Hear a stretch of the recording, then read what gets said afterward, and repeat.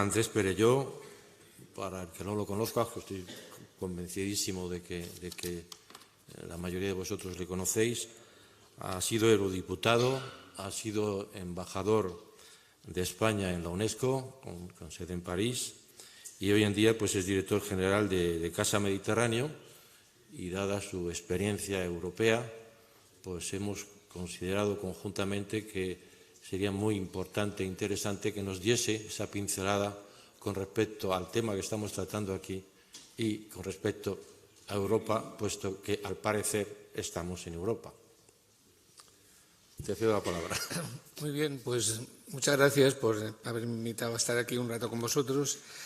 Y cuando hablaba con Juan, que me planteó estar aquí, me decía que estábamos hablando y a la vez que hablábamos cometíamos el error de identificación que se viene haciendo desde hace mucho tiempo entre qué es Europa, qué es la Unión Europea, qué es Bruselas.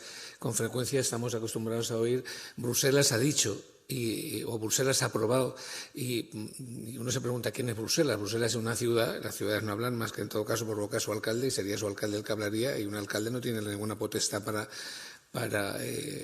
imprimir una legislación a un continente, ¿no? Por tanto, cuando hablamos de Bruselas, como cuando decimos Madrid aprobó, estamos hablando de un ente que tiene capacidad, en este caso la Unión Europea, pero tendemos a confundir desde el principio una identidad geográfica, una identidad política que no son coincidentes y una capitalidad que expresa la voluntad de esa unión política, ¿no? Juan me decía tenemos que explicar un poco de manera saliendo de este tema, porque yo creo que este tema lo metís aquí como un calzador, será útil, pero yo no voy a hablar de minifundismo, sino de tratar de diferenciar lo que es el interés geográfico que alguien podía tener, que es Europa. Si fuera la pregunta ¿qué? Habéis puesto ¿quién? Pues cuando yo estudiaba el bachillerato era uno de los 5 continentes.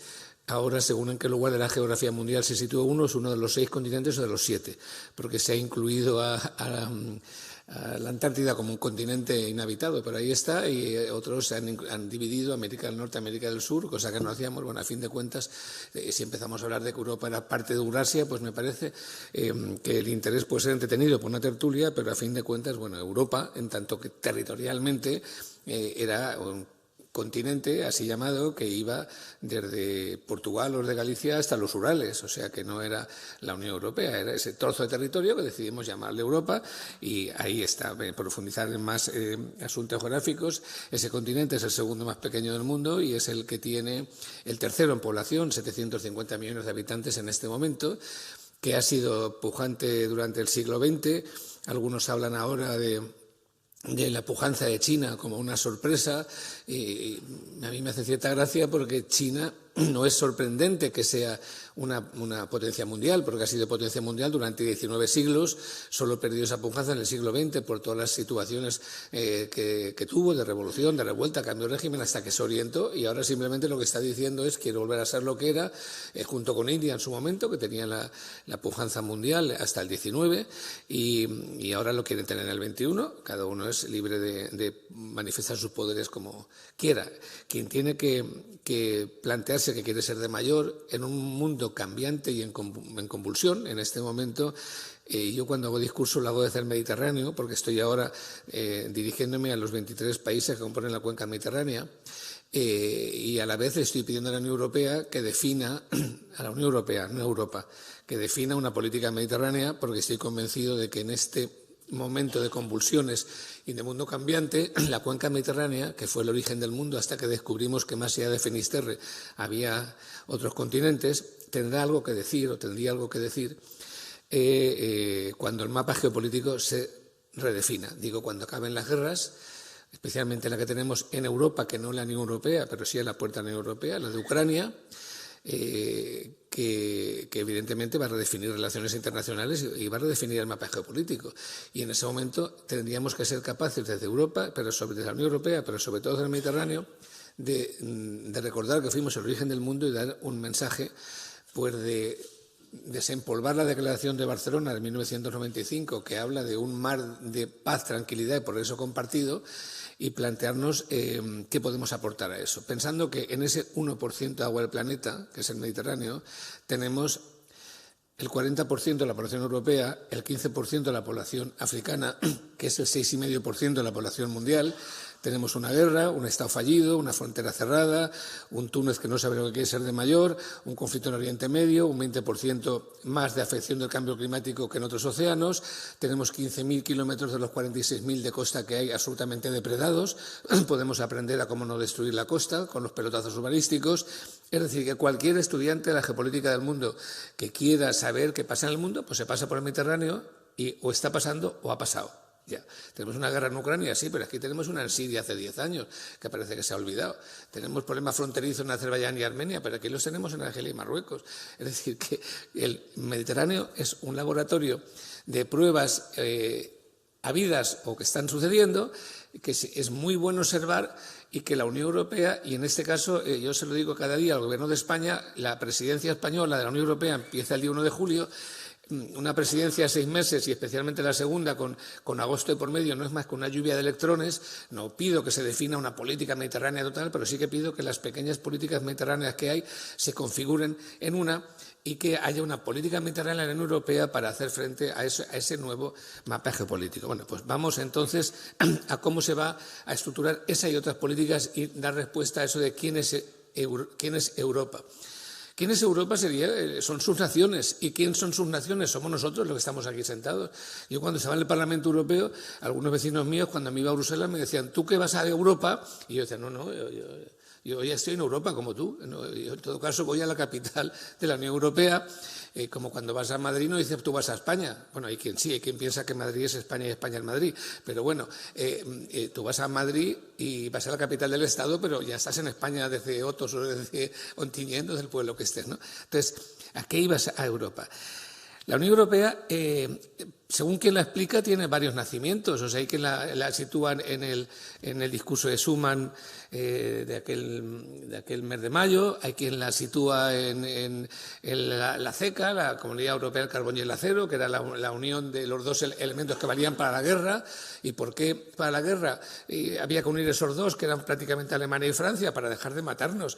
Cuando alguien critica a la Unión Europea, que yo creo que es tremendamente criticable, y a veces cuando me reúno con mis amigos y vamos a hablar mal, digo, hablemos mal una media hora, pero luego ya paramos y veamos cómo podemos resolver.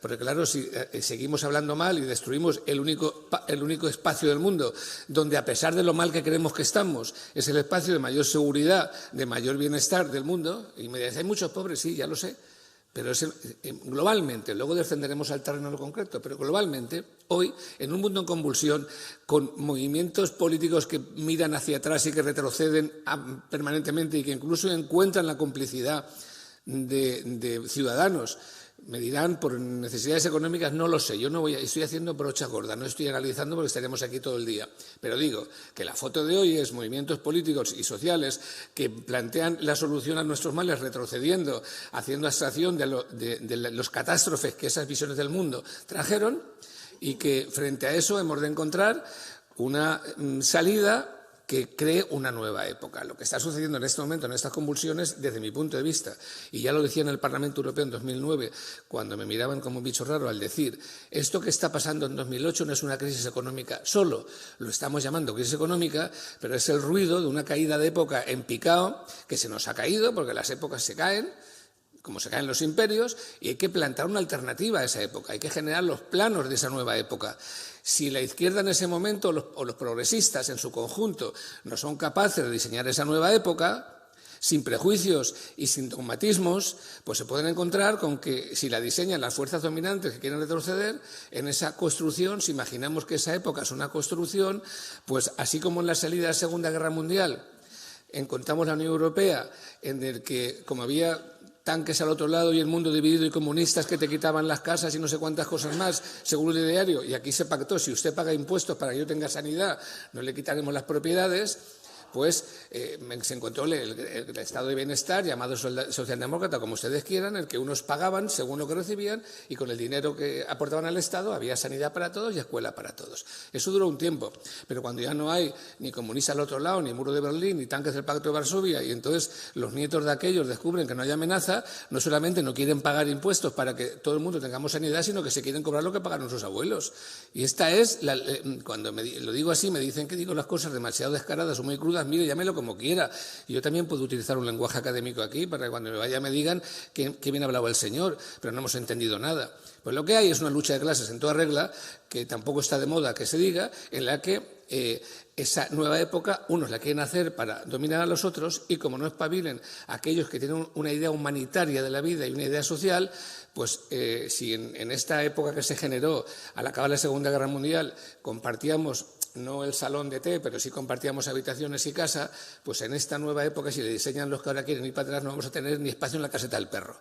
Lo digo para que espabilemos un poco y nos dejemos de poesía y pensemos lo que estamos arriesgando. Y ahí entra en juego la Unión Europea, que decía que unos la sitúan en el discurso de Schuman, otros en la CECA, otros en Maastricht, cada uno lo estudia de una manera, otros en el Tratado de Lisboa, que sería a lo que llamamos ahora Unión Europea, porque antes era una comunidad económica, ahora es una unión política y económica, no monetaria del todo, porque no todos los países están en el euro.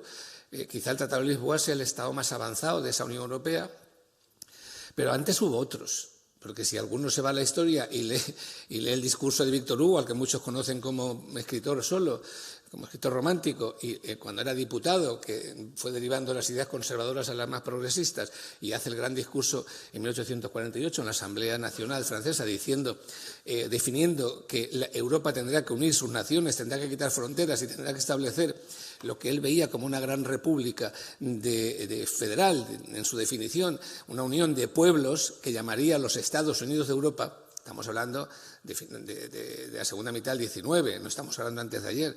Fíjense lo que falta para eso.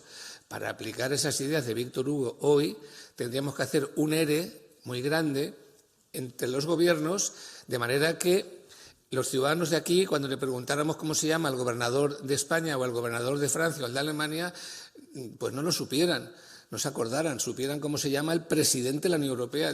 Si yo pregunto aquí cómo se llama el gobernador de Illinois, seguramente muy pocos lo saben o ninguno. Si pregunto cómo se llama el gobernador de Arkansas, tampoco. Pero todo el mundo sabe que Biden es el presidente de los Estados Unidos. Eso es una república federada, con estados federados, con autonomía.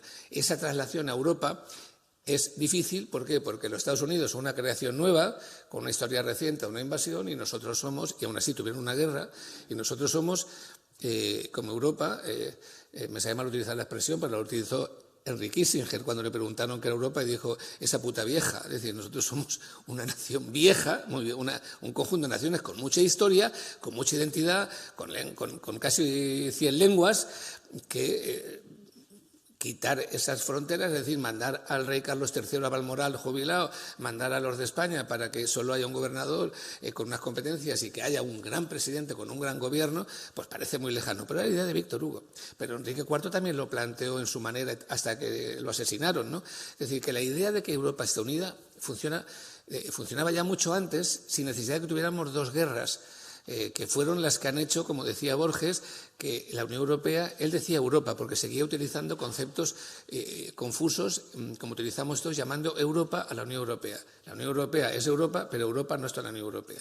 Y él decía que esta unión era más fruto del temor que del amor. Tenía razón, porque ha habido que haber dos guerras, hemos tenido que estar matándonos como gorrinos, perdonadme la expresión, para que lleguemos a la conclusión de que mediante la CECA y todos los avances que hemos tenido en los últimos 60 años, tengamos una anomalía histórica que consiste en que desde que la Unión Europea, con todos sus defectos y todas sus maldades, está en marcha, es la primera vez que una persona de 20 años no tiene que huir de la guerra de la mano de sus padres o alistarse en la guerra como militar, porque era imposible que pasaran 20 años en una guerra. La gente pone el foco en las dos guerras mundiales, la primera y la segunda, pero es que estamos dándonos leche desde los romanos. No son esas dos guerras. La historia de Europa es una historia de una guerra hasta que la Unión Europea se construye como una unión política con todos sus defectos. Por eso mi afán europeísta, cuando digo critiquémosla, pero no mucho, porque si el mundo fuera un huevo, Europa es la yema, hay bastante clara y un montón de cáscara, como os podéis imaginar. Por tanto, esa idea de unión política hemos de preservarla. Luego se crea esta unión con las dificultades que tiene, con todos los padres fundadores, con todas las historias, y hago mucha abstracción, padres fundadores que se echan de menos, porque uno de los problemas que tiene la Unión Europea en este momento, desde mi punto de vista, es la carencia de liderazgos sólidos. Uno se acuerda de François Mitterrand, de Helmut Kohl y hasta de Margaret Thatcher, que era antieuropeísta, pero sabías lo que no quería y sabías cómo la podías combatir, Pero es que después de la pasada del Brexit, que ahora están todos pegándose golpes de pecho de arrepentimiento por haber seguido a unos neuróticos, algunos de ellos, yo conviví con ellos, con el señor con el señor Farage, que no sé qué destino ha tenido, pero era un tipo que a veces era simpático, porque me acuerdo el día que le pusieron 3.000 euros de sanción por maleducado, porque allí la maleducación se sancionaba, no sé si en España había resultado en el Congreso de los Diputados, cuando dijo a Van Rompuy una cosa que era cierta, que le dijo: usted es un presidente, Rompuy había sido primer ministro de Bélgica, y le dijo: usted ha sido primer ministro de un no país y tiene menos encanto que una gamuza, tiene menos empatía que una gamuza. Las dos cosas eran verdad, porque Van Rompuy era como un gato de escayola, y además Bélgica, si siguen las cosas como siguen, está llamada algún día, cuando Europa sea lo que tiene que ser, que Bruselas sea Distrito Federal, que los flamencos se vayan con su adorada Holanda, y que los franceses con su afrancesamiento, los balones con su afrancesamiento se vayan a Francia. Yo no quiero destruir nada, pero un país que ni siquiera puede decir que tiene rey, que dice que es el rey de los belgas, pero no el de Bélgica, y en el que se da el caso de que chocan dos trenes por no cambiar de idioma, pues tiene un futuro que como Distrito Federal quedaría perfecto. Bueno, constituimos esa unión política y la llenamos de Parlamento, de Comisión y de Consejo y de comitología. Son comités por todos los sitios, comisiones. Yo, el tiempo que estuve en el Parlamento Europeo, me dediqué más a la política internacional, porque tenía una vicepresidencia de una de las delegaciones importantes internacionales, que era Eurolat, que era las relaciones con América Latina, pero estuve en la Comisión de Medio Ambiente, la llamada ENVI, en la que se suele rehuir estar, porque el trabajo no está muy bien repartido. La codecisión prácticamente, y por aquí hay gente que ha estado en la Unión Europea que me puede corregir, se la comen la Comisión de Medio Ambiente, Sanidad y Seguridad Pública, Industria, Agricultura y poco más, porque hay una comisión de política exterior muy importante a la que todo el mundo quiere ir, que hace grandes discursos y grandes resoluciones, pero que no legisla, porque tenemos un servicio exterior, pero no tenemos política exterior. Es otra de las cosas que es un hándicap. ¿Cuándo empezaremos a sentir esa República Federada, aunque los reyes continúen en sus estados? Cuando yo vaya a Nigeria y en vez de buscar la embajada de España, busque la embajada de la Unión Europea. Y entonces vayamos replegando los servicios diplomáticos nacionales. Yo no digo que España o Francia renuncien a tener una embajada en París o en Madrid o en Berlín, en Washington, en la ONU, en la UNESCO, pero hay muchas embajadas que nos las podríamos ahorrar si tuviéramos realmente una política exterior europea y una conciencia europea en la que cualquiera fuéramos a referenciarnos, no al cónsul general de España y al embajador de España, sino al embajador de la Unión Europea a la que pertenecemos como europeos. Todo eso habría requerido pues, una sensibilidad mayor en la eliminación de fronteras, ¿no?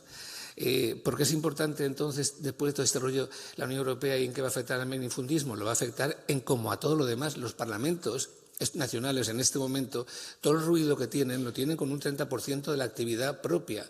Los presupuestos, las materias grandes, pero el 70% del trabajo está siendo el franquiciado del Parlamento Europeo, la transposición de reglamentos y de directivas. Se aprueba la PAC, que era una de los grandes inventos de la Unión Europea para dar de comer a todo el continente. Vamos a establecer cómo producimos lo necesario sin excedentes, pero sin que haya faltas. La PAC es muy criticada, pero la PAC regula. Claro que se puede mejorar todo, todo lo que estoy diciendo yo estoy convencido que se puede mejorar, pero me sitúo en cómo está el mundo ahora y qué tenemos ahora. La PAC toma medidas que afectan a los agricultores del continente, a los de Andalucía y también a alguna casa noble que sigue teniendo fincas manifiestamente mejorables y recibiendo subvenciones indebidas. Alguno lo resolverá eso, ¿no? Para que no cabalguen a caballo solo a pasearse por sus territorios. Pero bueno, la PAC intenta dar solución a la demanda de alimentos de un continente. Las políticas industriales, las políticas de emisión ambientales, todo ese tipo de cuestiones no las decían los parlamentos nacionales, las está diciendo el Parlamento Europeo.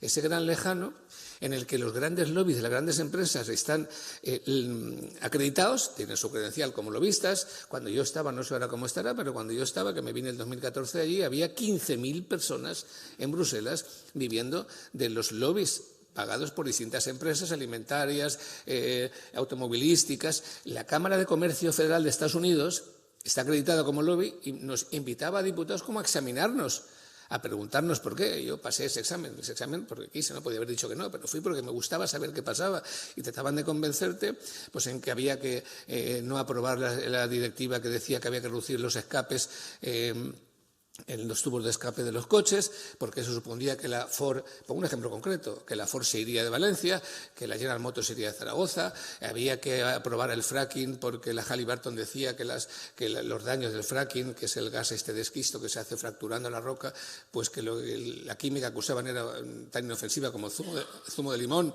y que los pequeños terremotos que había no eran más que el efecto de un portazo. Yo, como tengo una cierta ironía en la vida para poderla resistir, le dije al director general de Halliburton que si es así podía haber comprado toda la cosecha de limón de la Comunidad Valenciana, nos haría un favor, se lo iban a inyectar todo. Bueno, cosas de ese estilo. Pero cosas de ese estilo que requieren que haya transparencia y que haya visión de qué es lo que se quiere y cómo se puede responder. ¿Quién responde a eso? ¿Responden los ciudadanos? No, los diputados que representan a los ciudadanos. ¿Qué se echa de menos en ese movimiento lobista? Hay una normativa de derecho a petición en que los ciudadanos pueden pedir, pero claro, para eso tienen que estar organizados, tienen que recoger un número grande de firmas en toda Europa. Es verdad que somos muchos millones, por tanto, exigir 1 millón de firmas parece poco, pero es mucho, ¿no? Aunque los sindicatos también están registrados, pero los lobbies del capital siempre pueden más que los lobbies sociales. Y en este momento el desapego institucional, que es el que se genera con lógica cuando la gente tiene preocupaciones más evidentes de cómo acabar el mes, cómo pagar la hipoteca, es muy beneficioso para los grandes poderes. Porque si no hay lobby social, el que se impone es el lobby grande. Y hay una primera respuesta. ¿Quién es Europa? Europa somos las naciones y los nacionales. ¿Se tiene que hacer una política de minifundios en la Unión Europea? Sí. En la Unión Europea son las 27 naciones con sus nacionales que están representadas en ese entramado de comitología a través de sus grupos políticos. Los grupos políticos tienen que ser presionados por la ciudadanía. Y la ciudadanía, en vez de arrinconarse en el mundo virtual en que nos hemos arrinconado, unas veces para dar conferencias, que es muy útil, pero otras veces para estar todo el día ticoteando y mandando no sé cuántas historias y perdiendo la vida en estupideces que vienen muy bien a quienes abogan porque lo colectivo desaparezca frente al encierro individual a través del que sales con las redes, sacralizando Internet, que Internet es muy útil, yo no voy a poner en tela de juicio, como será la inteligencia artificial, tanto como son los cuchillos de Albacete para cortar jamón, igual de útiles. Solo que si un cuchillo de Albacete lo usas para cortar jamón o para cortar las cuerdas que oprimen a alguien, es un acto de alimentación y de libertad, y si lo utilizas para matar a alguien, cambia de nombre y se convierte en arma homicida. Igual de homicida puede ser Internet, porque no sabemos a qué interés obedece la mano que mete lo que hay dentro, o puede ser la inteligencia artificial. Si la inteligencia artificial se aplica a la medicina, a la educación, a la cultura, será muy útil. Si se la quedan entre 4, que es a lo que aspiran algunos, para controlar nuestros sentimientos, el índice de nuestro ojo, para saber qué pensamos, cómo podemos comprar y para saber dónde estamos, pues el mundo será un caos y se convertirá en un arma de secuestro de las voluntades y, por tanto, un arma homicida de las libertades. Todo eso, ¿cómo se puede evitar? Yo no quiero asustar a nadie, simplemente digo, como ha dicho el anterior conferenciante, hay esperanza, la esperanza que nosotros queramos poner, pero para eso, en un mundo en convulsión como el que tenemos, sindicatos, partidos, organizaciones sociales tienen también que reestudiar de qué forma se desenvuelven en un momento como este, en el que existe una lucha de poder, en el que existe más o menos discreta, que no secreta, en el que existe una lucha de clases que a mí me fascina, porque me asombra cuando la gente tiene vergüenza de ser clase trabajadora. Oiga, es que oyes a cada persona. Hace poco iba yo en un autobús en Valencia y le decía una señora a la otra, es que fíjate que nosotros somos clase media y no puedo pagar el dentista. Mira, yo en los autobuses no me gusta opinar, pero no me pude contener. Dije, señora, a ver si es que usted no es clase media. Y se lo están creyendo, porque la clase media paga el dentista. O sea, es que aquí la gente cobra 1.250 euros al mes y se cree que es clase media y mira para atrás, mire usted. No quiero desengañar a nadie, pero si usted se levanta todas las mañanas para trabajar, da igual que vaya con el tractor, que a trasplantar corazones, a dar clase en la universidad, a ser abogado, como era mi caso, y si deja de hacer eso, no puede comer o no puede vivir o no puede pagar los 2 televisores de plasma o lo que cita en la playa, usted es clase trabajadora, se ponga como se ponga. Porque las clases medias generalmente no necesitan madrugar, las de verdad, las antiguas, las que eran medianamente rentistas y las que tenían aseguradas propiedades. Por tanto, si usted tiene que trabajar para vivir de manera más ilustrada o menos, más fina, no digo que sea clase obrera en el sentido de transformar la materia prima como entendíamos a los obreros, pero si a trabajar para vivir, es usted clase trabajadora. Y cuanto antes la suma, mejor, porque más acorde nos sentiremos para demandar aquello nuestro. Yo oigo los discursos de algunos políticos cuando hablan de las clases medias y las clases trabajadoras. Y digo, será la clase de los maestros, la clase de los médicos, la clase de los peones, esas serán las trabajadoras divididas por profesiones, y las medias son las de siempre, la clase media, que a mí me hace una gracia tremenda, la clase media, la clase media alta y la clase media baja, a la que pertenece la mayoría para no bajar de escalón porque ya en la trabajadora ya... Oigan, miren, esto es lo primero que tenemos que resolver si queremos dar la respuesta a quién es Europa y si queremos ser la Unión Europea, las naciones y los nacionales de esa Unión, que podamos hablar de una directiva del minifundio. ¿Y por qué hablamos? Porque en la capacidad propositiva del Parlamento, que desde el Tratado de Lisboa, el Parlamento ha estado 30 años en el que se le escuchaba, se le sonreía y se sacudía. Empieza a ganar. Yo viví solo 2 meses en el Parlamento Europeo con la anterior visión, porque el Tratado de Lisboa entró en vigor en 2009, en el otoño de 2009, nosotros llegamos en verano de 2009 con el anterior tratado y en 2 meses cambiamos. En esos 2 meses se vio como un avance inmenso, los diputados respiraron hondo y dijeron, aquí estamos. Y entonces no tienen capacidad iniciativa legislativa, pero sí que tienen capacidad de propuesta. Y ahora, si el Consejo y el Parlamento están de acuerdo en una directiva, aunque la Comisión no lo esté, va adelante. Esto ahora está funcionando. Pero créanme si les digo que a mí la experiencia me demuestra que la Unión Europea está necesitando ya menos Consejo, más Parlamento y más Comisión. La Comisión sería el Gobierno y el Parlamento sería el Parlamento como toca, como en España.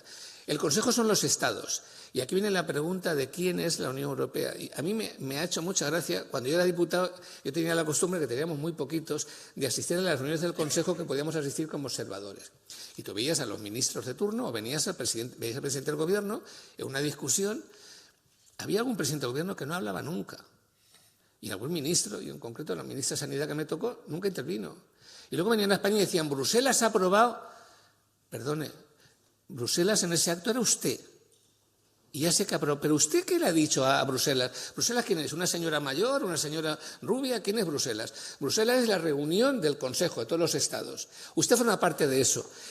¿Qué ha dicho usted? Porque a lo mejor resulta que usted ha dicho que está de acuerdo con eso y ha votado a favor y está viniendo a España a explicar en la comparecencia en el Congreso o en su mitin electoral que está haciendo lo que Bruselas le impone, pero usted estaba feliz cuando estaba en Bruselas. Yo lo vi votar a favor.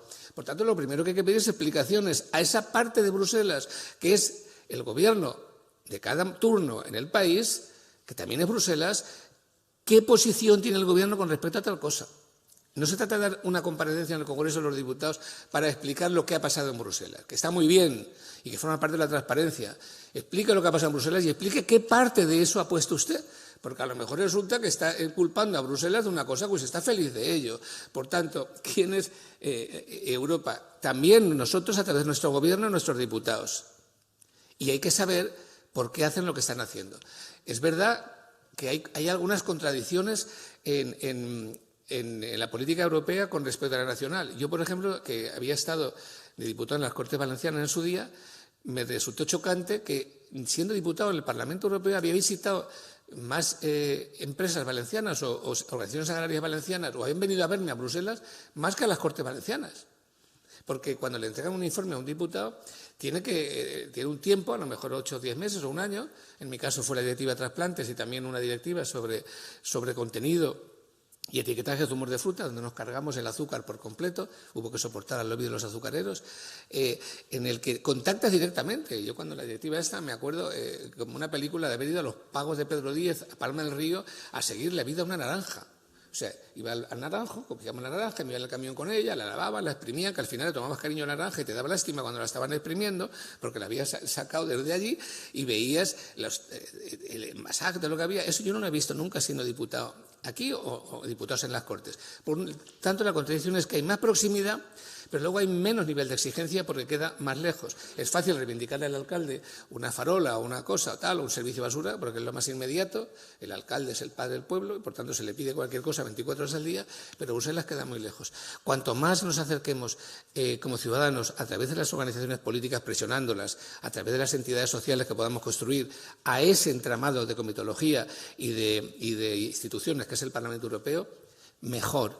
Porque cuando nos ponemos a hacer crítica de los eurodiputados, todo eso está muy bien, pero esto es lo que hay. Y tenemos la costumbre a veces de, yo no sé si es una cuestión cultural en España, no solo para la política, se da en la vida real. Tú ahora vienes por aquí y dices, es que pasaba una carretera que si hubieras venido por la otra no te hubiera pasado eso. No, o sí, si no tuviera, siempre estamos especulando y arreglando el pasado. La transición se podría haber hecho de otra manera, sin duda, pero es que por lo que hay. Entonces veamos a ver cómo nos gobernamos con esto. Esa Unión Europea es la que tenemos. Es susceptible de ser cambiada, tiene que evolucionar. Solo se cambiará y evolucionará si logramos que tenga menos partitocracia, si logramos que los partidos se sientan impelidos a escuchar a la ciudadanía, si logramos que la fuerza del Parlamento proponga modificaciones que hagan que la Comisión como Gobierno vaya ganando espacio y que podamos elegir a nivel europeo a nuestros gobernantes, por no hablar, y no es motivo de esta charla, de qué deberíamos estar pensando de la ONU, en tanto que, no diría que gobierno mundial, pero sí ente renovado, más decisorio, para que al menos los 4 o 5 grandes temas mundiales que afectan a todos sin fronteras, como el medio ambiente y algunas cosas más, pues se pudieran gobernar mundialmente, lo dejo de lado. Digo que lográramos establecer, si no un funcionamiento de República Federal, que queda mucho para eso, sí profundizar más en que el Parlamento tome más cuerpo, en que la ciudadanía sea más escuchada y en que estas cosas que habláis aquí en un pueblo, con un congreso que os montáis,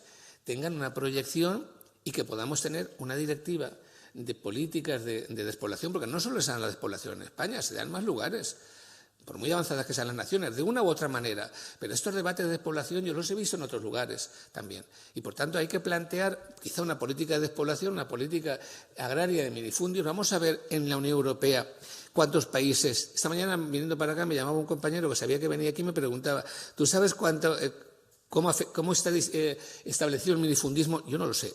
Me hablaba Sicilia, en Grecia, no lo sé, pero seguramente será fácil saberlo. Y seguramente si somos capaces de tejer una alianza con otros congresos u otras organizaciones minifundistas del resto de Europa, podamos establecer una voz que haga que haya una directiva que en la respuesta de quién es Europa diga nosotros. Y nosotros queremos que el minifundio sea una política prioritaria en los acuerdos que toma la Unión Europea. ¿Por qué no? ¿Queda esto muy lejos de la realidad? Miren, no queda lejos de la realidad. Esto es cada día. O sea, la Administración irá siempre por detrás de la realidad. Claro que irá siempre por detrás. O sea, en este momento no estamos haciendo un reglamento de viajes a la Luna, porque nadie va. Estamos haciendo un reglamento de patinetes cuando han aparecido los patinetes en las ciudades. Hace 10 años no lo hicimos porque a nadie se le ocurría que pudiera ser atropellado por una ciudad por un patinete. Lo estamos haciendo cuando aparece el fenómeno. Por tanto, hagamos aparecer el fenómeno. Unamos la fuerza que ese fenómeno tiene para que, aun sabiendo que irá por detrás, la autoridad, quien toma decisiones, que en este caso sería el Parlamento Europeo con el Consejo, pues lo puede hacer.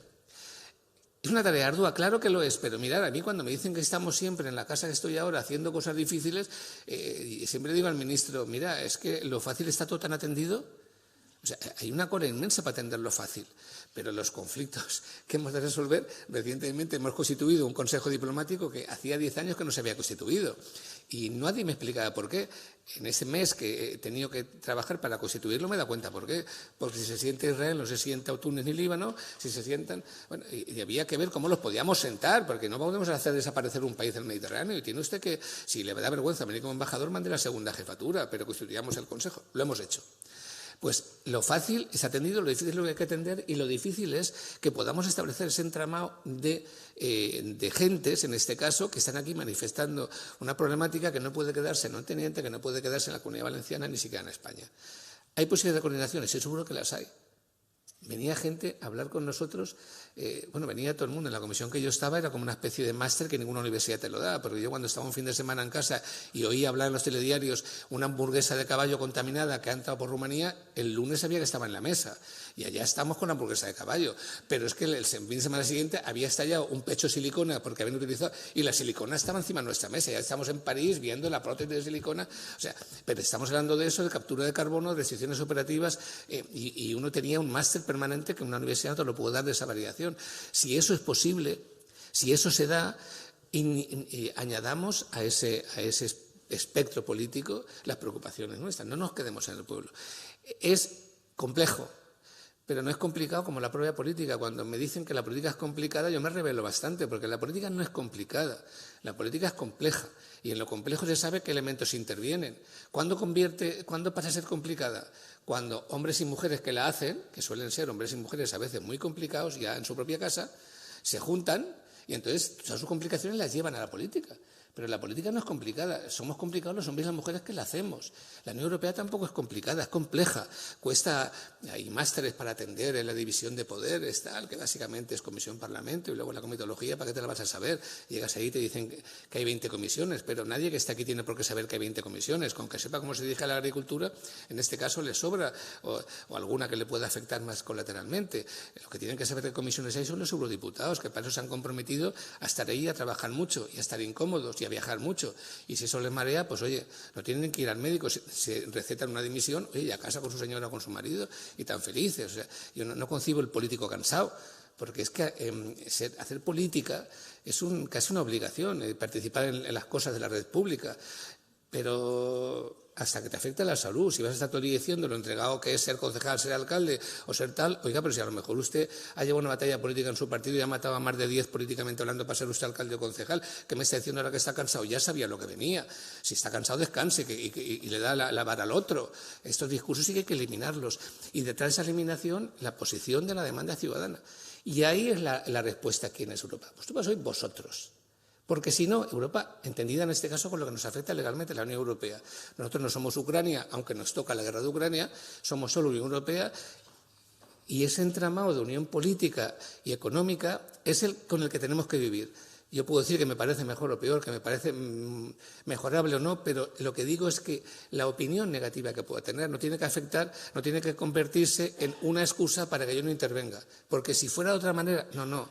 Usted tiene que gobernarse con lo que tiene delante.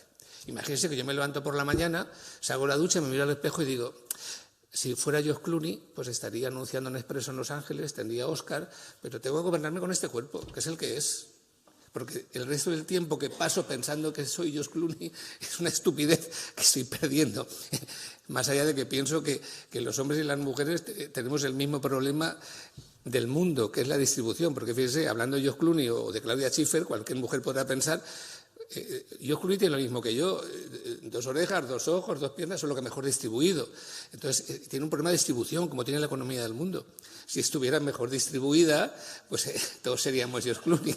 Entonces, esa mejor distribución, que en mi caso no se puede cambiar por mi cuerpo, pero sí que la podemos cambiar si hacemos lo que tenemos que hacer, que es participar en los asuntos públicos, exigir responsabilidad y toma de decisiones a los partidos políticos, que a veces tienen más ruido interno que externo. Si hubiera algunos grandes problemas encima de la mesa de los gobiernos, sean de coalición o no, no estaríamos entretenidos en sí, si no, quién es más español, quién es menos, en todas estas estupideces que a veces dan sonrojo, porque hay grandes preocupaciones que tendríamos que estar atendiendo sobre, por ejemplo, la reflexión sobre qué nueva época queremos generar, cuáles son las propuestas de nuestro gobierno de coalición o para la Unión Europea, ahora cuando la presidamos, para el Mediterráneo y para la propia Unión y para...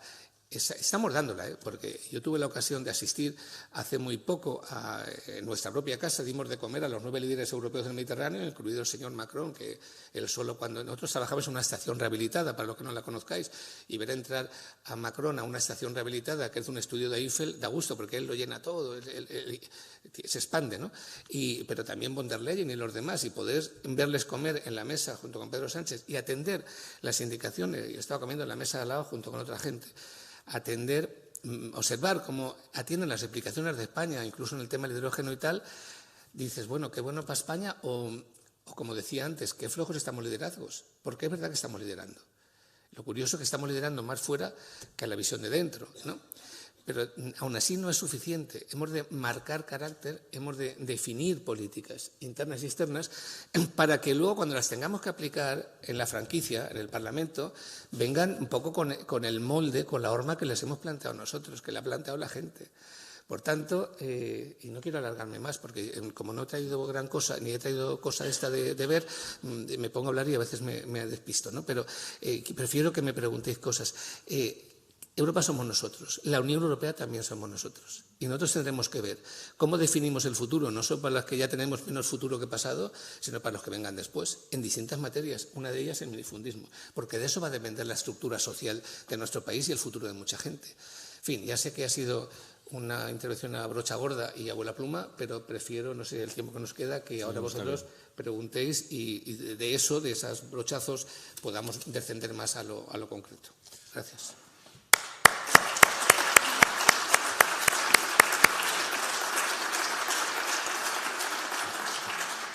Muchas gracias, Andrés. Creo que has demostrado que no hemos metido tu ponencia con calzador, sino que estaba muy bien dentro del objetivo que tenemos, que es precisamente el que has indicado. Es decir, lo que está claro es que nada se mueve si nadie hace nada. Y entonces, claro, y no solamente encerrarse, sino luego coordinarse. Yo comparto lo que acabas de decir. ¿Alguna pregunta en la sala? Un micro, por favor, por aquí.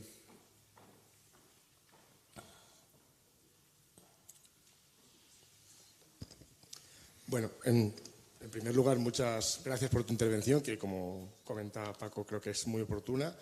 Y preguntarte sobre una cuestión concreta. ¿Te presentas, por favor? No, se te oye bien. Preséntate. Perdón, soy Enrique Moltó. Soy profesor de Geografía de la Universidad de Alicante y, bueno, sobre todo, plenamente de acuerdo con la famosa frase que creo que vamos a repetir muchas veces de esto es lo que hay. Porque a veces nos empeñamos en es que yo quisiera, pero bueno, si esto es lo que hay, es lo que hay. Desde ese punto de vista, ¿tú crees que la política de minifundismo se puede aplicar fuera de la PAC? Lo digo porque como en teoría se llega tarde a la PAC, ya que se han dictado ya una serie de políticas que tienen una vigencia de unos años, o se pueden modificar desde ahora mismo algunas cuestiones de las que se puedan defender, por ejemplo, coordinando esfuerzos de minifundismo a nivel europeo. Cuando se dice que se llega tarde a alguna cosa, esa también es otra frase que tenemos muy por costumbre. Tal cosa está bien, pero llega tarde. Oiga, pues que no llegue. No, sí, bueno, pues sí, sí, calle y pongan en marcha, ¿no? Todo es susceptible de cambiar. O sea, lo que no, si sobre alguna lógica, desde mi punto de vista y mi experiencia, cuando veo grandes teóricos hablar de lógicas políticas, hay determinadas lógicas que, bueno, que son detectables, pero lo dan como dogmas y como verdades inalterables, si sobre alguna lógica descansa la política, es sobre la lógica de la ilógica.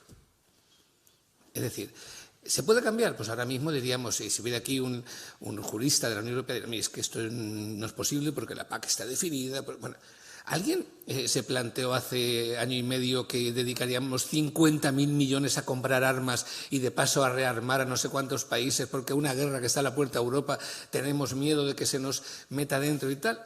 Hubieran dicho entonces, no se puede porque el presupuesto está establecido. Oiga, es que yo no digo que estemos cambiando cada 2 por 3 todo, pero hay una realidad que la tenemos que poner en evidencia, por eso os decía, proletarios del mundo entero unidos, que es un poco, me viene al pelo, aunque sea salta de mata, a lo que es la Unión Europea. Cuando dice la Unión Europea que siempre decían es fruto de la socialdemocracia y la democracia cristiana. Era verdad, obedecía a 2 internacionalismos, uno del suelo y otro del cielo. Porque la democracia cristiana, que estaba imbuida, bueno, de aquello no queda nada, pero lo que estaba imbuida en la doctrina social de la Iglesia y tenía al Papa como referente internacional de todos los creyentes, tenía un cierto internacionalismo que lo unía a los socialdemócratas que aún heredaban proletarios de todos los países unidos, y entonces habían 2 internacionalismos con visión internacional que además coincidían en algún aspecto de la doctrina social, el bienestar de los trabajadores, y eso les resultó fácil. Hoy viene a ser más difícil. Porque hoy acabo de escuchar que el presidente del Partido Popular Europeo acaba de dar el visto bueno al pacto con los fascistas. Y yo estaba desayunando y me he estremecido. Porque, claro, ¿dónde queda aquella democracia cristiana de la doctrina social de la Iglesia europeísta? No, ahora tenemos que la derecha, perdonadme si estáis alguno de derecha, es una opinión personal, pero la derecha antieuropea, que no creía jamás en esto porque era la democracia cristiana y la socialdemocracia las que lo creían, los llamados socialistas de entonces, especialmente los alemanes, esa derecha se ha convertido en europeísta, pero no con la doctrina social de la Iglesia y lo que la democracia cristiana decía, no, porque ha descubierto que es un gran solar sobre el que se puede hacer mucho negocio. Y por eso no tiene ningún empacho en decir que Meloni le parece estupenda. Meloni se ha tragado sapos desde que está en los 100 días de la Unión Europea gordos. No puede hacer de hecho, a la reunión de Alicante de noviembre no vino porque en 4 horas le entró una fiebre sobrevenida y, desde mi punto de vista, que me perdonen los italianos, era porque en la mesa de líderes no podía aguantar la conversación más de 10 minutos. Hizo una cosa muy inteligente, mandar al vicepresidente y ministro de Exteriores, que había sido comisario europeo, a Tajani, que sí que tiene conversación europea, por muy de derechas que sea el señor. Pero bueno, todo eso lo digo. He hecho el paréntesis de la realidad esta, ¿no? Claro que se puede. Hay que hacer un planteamiento y decir, miren, a lo mejor la PAC requiere unas modificaciones. No digo pasado mañana, pero cuando haya base sustentable y suficiente para modificar, pues hay que establecer unos acuerdos de la PAC que contemplen en materia de minifundismo, porque aquello de las grandes tierras y las parcelaciones y tal, a lo mejor no ha resultado. Pues como hay otras cosas que no han resultado hasta ahora, como tener un coche de mucha cilindrada era un síntoma de estatus y nos llevaba muy lejos, y ahora estamos hablando de coche eléctrico, de transporte público y de consumir menos. Es que estamos en una evolución permanente.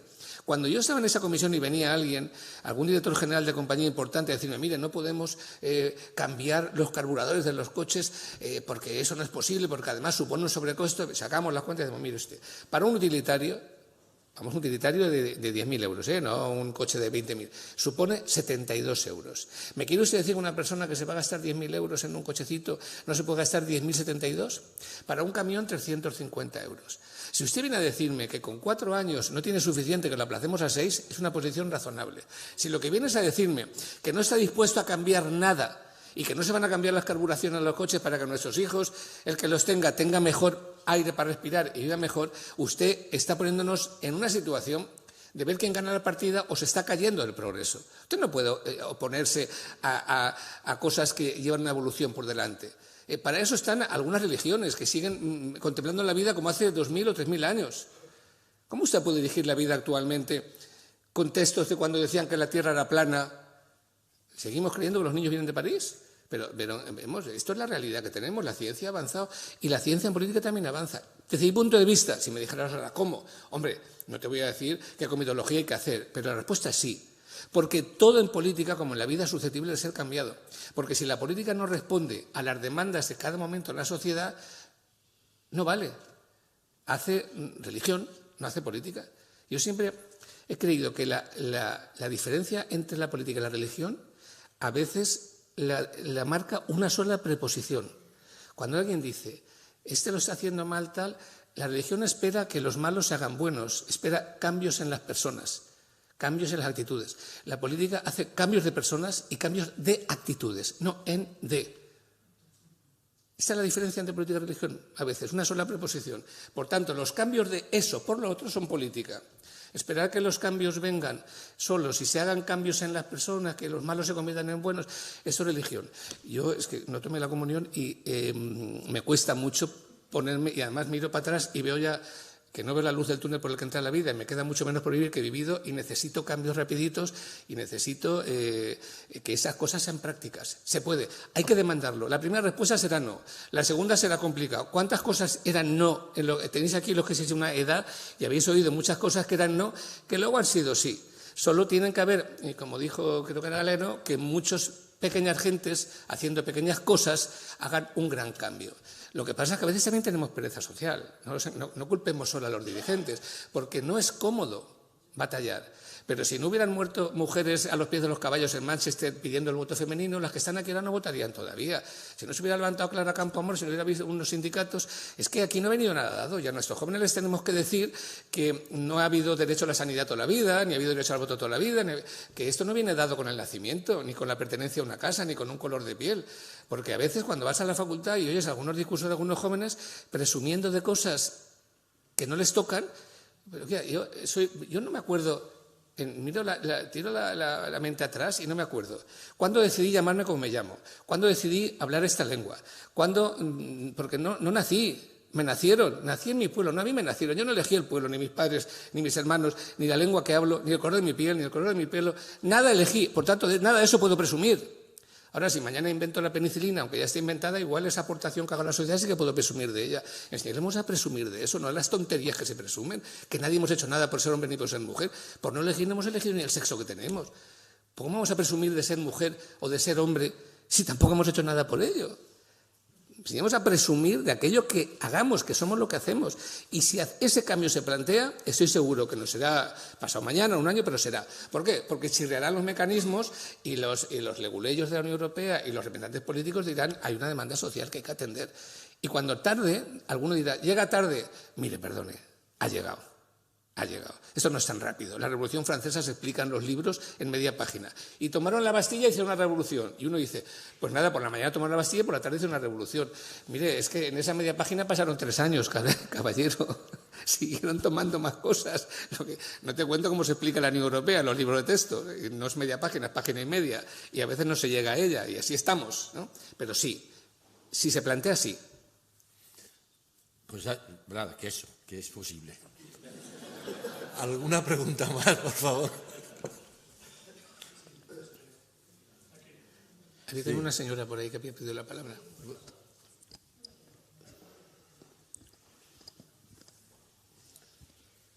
Sí, bueno, enhorabuena porque la intervención, datos hay para dar y regalar, pero iremos digiriéndolo poco a poco. Bueno, cuando has hablado de la Europa, de la relación... ¿Te presentas, por favor? Preséntate. Que me presente. Raquel Teruel, de Mujeres Grandes. Vale. Hablabas de Europa, del Mediterráneo, pero la visión que yo tengo es de que Europa se está convirtiendo en una fortaleza en la que las políticas que se hacen van muy dirigidas a la protección de la misma Unión Europea, por ejemplo, en la relación que tenemos en este momento con Marruecos, con el tema de que el Mediterráneo yo no lo veo tan solo como una fuente de relaciones comerciales, sino también como un cementerio de gente que se está dejando la vida. ¿Qué opinión tienes de todo esto? Pues mire, me viene como anillo al dedo la pregunta, porque lo que nosotros estamos haciendo en nuestra casa, que les invito a que vengan algún día a visitarla porque vale la pena, es... somos un consorcio de diplomacia pública que participó por el Ministerio de Exteriores en un 80%, pertenecemos a la red de casas del Ministerio. Esa es una experiencia solo española que ha estado estudiada por otros países. El gobierno ha dividido el mundo en casas. Está Casa América, que se dedica justamente a América, Casa Asia, Casa África, que está en Las Palmas, y nosotros. De todas las casas, la más complicada es la nuestra, por distintas razones. Primero porque los del norte de África son mediterráneos, están en nuestra casa, pero también son África y tienen una casa en Canarias, y también son árabes y tienen una casa en Córdoba y Madrid. Segundo, porque en ese 1% del agua que les he dicho, además de lo que he contado, hay 85 lenguas y 6 alfabetos. Entonces nosotros lo que hacemos es extender puentes y en este momento, por ejemplo, no sé si con esto cometo alguna infidelidad diplomática, pero cuando el gobierno español ha tenido o tiene una tensa relación con Argelia, por las razones que ya conocen, nosotros estamos haciendo mantenemos las relaciones del gobierno con Argelia en materia cultural, gastronómica, como si fuéramos un poco ignorantes, es decir, ponemos la cara amable de la política, porque somos conscientes de lo difícil que es la relación. Es que España no es solo España, no la contemplamos como tal, es el sur de la Unión, y aquellos son el norte de la Unión Africana, y somos la puerta de entrada. Entonces, los gestos de España no obedecen solo a los intereses de España, que también obedecen a los intereses de España dentro de la Unión Europea y dentro de ser la frontera sur. Si estuviéramos en Suecia, el problema sería otro, pero es que estamos en la frontera sur, a 14 kilómetros de otro continente y de otro país que tiene su idiosincrasia en la que yo no voy a definir ahora. Pero aún así tenemos que tratar de ver cómo asumimos esa realidad y cómo nos navegamos dentro de ella. Lo que no funciona es, y nos ha demostrado, por ejemplo, Afganistán, sin salirme de la zona, es exportar la democracia con tanques o con discursos. No se puede decir desde aquí, desde este salón, oiga, igual nos oyen porque están muy cerca, sindíquese usted, señora, quítese usted el sador y llámele la atención a su marido, porque alguien nos lo podía haber dicho a las españolas desde 1969 a 1975 que lo hicieran. Y estuvieron pidiéndole permiso al marido para abrirse una cuenta corriente, para tener carnet de conducir y para salir al extranjero, y no pudiendo trabajar. Eso vendrá cuando venga un cambio social y económico, nosotros estamos planteando un debate, que algunos nos dicen que es artificial, yo creo que no, que ¿es la hora de relocalizar empresas? Es decir, aquellas empresas que se fueron... Hace poco planteaba yo esta pregunta, aquí hay un economista más solvente, mucho más solvente, muchísimo más que yo, que tendrá respuestas para esas cosas, pero un día sometí yo esa pregunta y me dije, no, tenga usted en cuenta las diferencias políticas, religiosas que tenemos con el norte de África. Y yo le di la razón, dije, no había pensado en ello. Deduzco que nos fuimos a Asia, a China, a India, a Tailandia, por la gran afinidad ideológica, política, gastronómica que tenemos con ellos. O sea, no nos fuimos a fabricar vaqueros a 2 euros para venderlos a 50 o a 100. Nos fuimos por la gran afinidad religiosa. Por favor, un respeto. Entonces, ahora que la huella de carbono nos delata, que los sueldos nos han equiparado, pero casi, que hemos descubierto que si hay que fabricar una mascarilla hay que hacerla allí. Miren, en nuestra casa el proyector estuvo 35 días parado porque el chip no llegaba de Malasia. Si el chip hubiera estado en Orán, que tenemos un ferry todo el día zascandileando entre Alicante y Orán, Alicante es la puerta de África, no solo la puerta de Argelia, un trabajador nuestro hubiera ido con el ferry en la mañana, lo hubiera traído por la tarde. Si esas empresas empiezan a localizar ahí, algunas lo están haciendo en Turquía, tendremos más cerca, tendremos menos contaminación en el transporte y aquella mano de obra que se dé cuando una mujer marroquí o argelina o tunecina vaya a casa con un salario como el de él, no hará falta hacer un discurso feminista. Poco a poco se le irá cayendo el sador, ya lo verán, porque es una cuestión de economía, de autonomía, de funcionamiento y al final se van imponiendo realidades. Por tanto, ¿nosotros qué hacemos? Hay un cónsul en Alicante muy potente, que había sido jefe de los servicios secretos de su país, que manda gente a los actos que hacemos. Si hacemos acto de Marruecos, espía uno, si hacemos acto de Argelia, espía otro, todos espían, ¿no? Ya tenemos una relación muy simpática con los espías.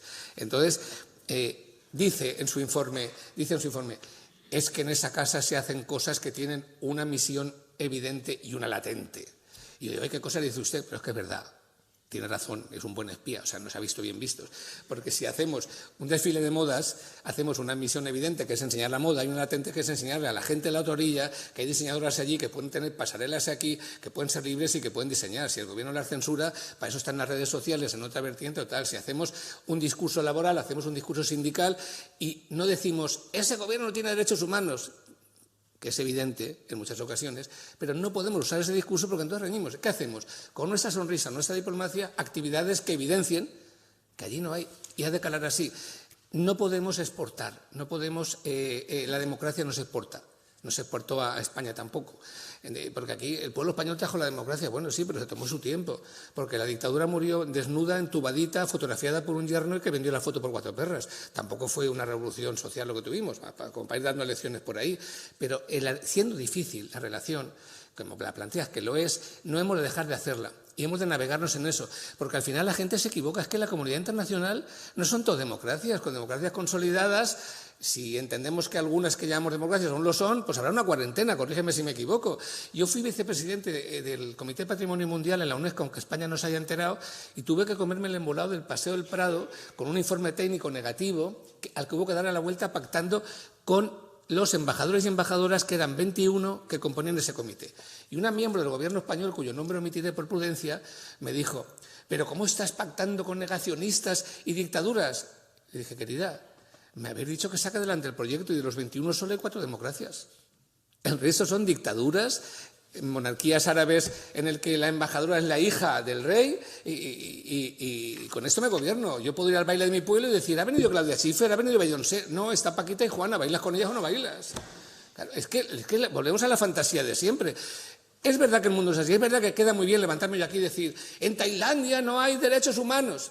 Y luego me voy a fabricar vaqueros a Tailandia. En la China no hay derechos humanos, claro. Si Cuba tuviera 1.000 millones de habitantes y China 10, estaríamos criticando a China y lavándonos la cara y las manos por los derechos humanos, pero es que tienen 1.400 millones. Entonces nos metemos con Cuba, que es más fácil. Esa es la hipocresía de las relaciones internacionales. Pero es que es el mundo en el que vivimos.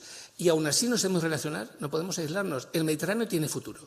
Y el Mediterráneo, si establecemos, más allá de que uno se ponga con el culo en pompa cara a la Meca 5 veces al día, el otro se flagele con el cilicio, lo que tú quieras, si establecemos un potente discurso económico, medioambiental y medianamente de diversidad cultural, podemos decirle algo al mundo. Si no, nos quedaremos en nuestras iglesias, en nuestras mezquitas y fracasaremos. Ahí está el panorama, cada uno que tome decisiones. Cerramos, por favor. Muchísimas gracias una vez más, de verdad.